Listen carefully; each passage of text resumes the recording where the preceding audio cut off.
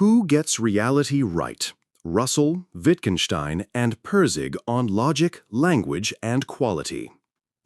The map is not the territory, wrote Alfred Korzybski. But which map brings us closest to the truth? Three 20th century thinkers, Bertrand Russell, Ludwig Wittgenstein, and Robert Pirsig, offered radically different answers. Perception, interpretation, and reality. Humans access reality not directly but through perception. What we call truth or knowledge is actually an interpretation, shaped by thought, culture, language, and values. Therefore, education's deepest purpose is not the transfer of information, but the transformation of interpretation. With this in mind, let's explore how these three philosophers tried to model reality and which one came closest. Russell, reality is logic. Bertrand Russell believed reality could be captured through logical analysis. In Principia Mathematica, he aimed to reduce all of mathematics and, by extension, reality, into symbolic logic. To him, the world consisted of facts that could be stated in precise, formal terms. This approach excluded subjective experience, aesthetics, and ethics as non-cognitive. Russell's map of reality was clean, objective, and sterile. Quality, emotion, and intuition were left outside the gates of his logical palace. Ludwig Wittgenstein, Russell's student, began in the same logical camp, but quickly rebelled. In the Tractatus, he proposed that language mirrors reality, but also admitted that the most meaningful aspects of life, like love, ethics, or God, could not be spoken of meaningfully. Later, in Philosophical Investigations, Wittgenstein shattered the idea of a perfect logical language. Instead, he argued that meaning is use. We understand the world through shared social language games.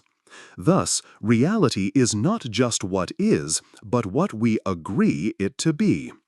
Wittgenstein acknowledged the fuzziness Russell tried to avoid, but didn't give us a system to move forward. Robert Pirsig, the rogue philosopher-novelist, blew up the entire subject-object framework. In Lila, he proposed a metaphysics of quality. Here, reality is not built from things or facts, but from value judgments. Quality is the pre-intellectual reality from which subjects and objects emerge, Pirsig wrote. Pirsig divided reality into static patterns, laws, norms, biology, and dynamic quality, creativity, freedom, and intuition. His model includes science, ethics, aesthetics, and even mysticism in one system. Where Russell cuts out emotion and Wittgenstein draws a line around it, Pirsig places quality, that first felt rightness, at the center of reality.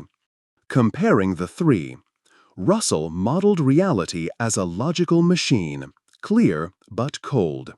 Wittgenstein saw meaning as arising from use, not form, profound but limited.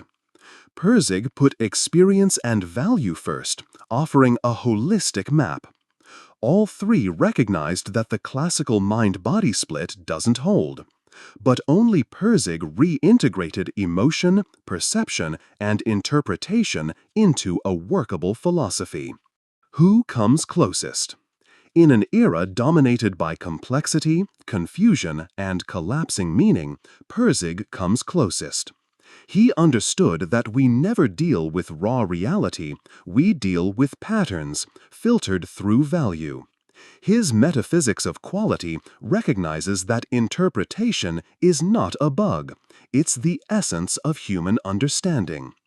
If education is to prepare us for reality, then it must focus less on memorizing facts and more on shaping better interpretations, just as Pirsig envisioned. Conclusion. Russell gave us structure. Wittgenstein gave us humility. But Pirsig gave us a way forward, where reason, intuition, and experience unite.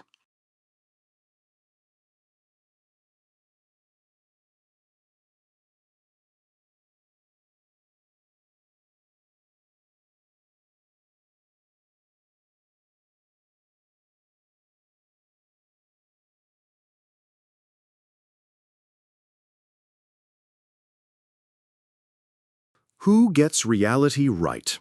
Russell, Wittgenstein, and Pirsig